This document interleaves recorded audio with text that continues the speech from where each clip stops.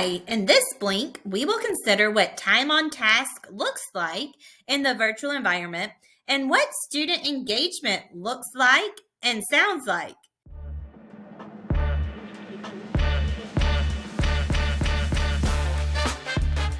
Is it more than just time on task? Consider this question. Is engagement the responsibility of the teacher or the student or both?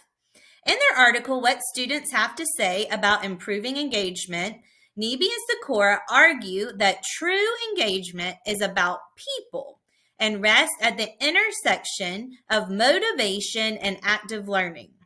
What does active learning look like in the virtual classroom? Is it keeping learners busy without interruptions, or does it run much deeper than that? This visual, presented by Douglas Fisher and others in their work How Leadership Works, displays not only what engagement looks like, but also what disengagement looks like. Let's first look at the disengagement.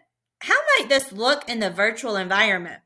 Off-topic conversations in the chat pod, not contributing to the discussion with microphones or in the chat pod, perhaps not using the Q&A pod to ask and answer questions, or maybe simply not being present.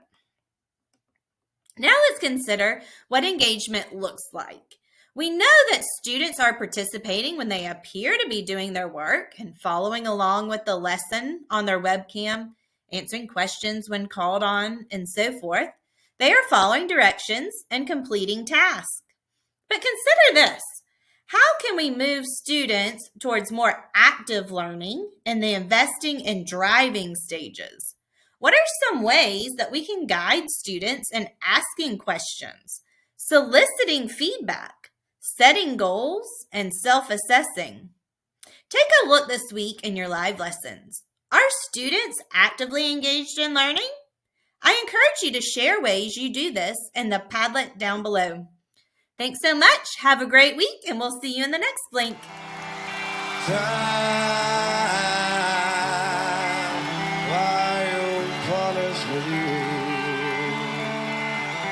Like a weird grass and live to the shore, they wash away my dreams. Time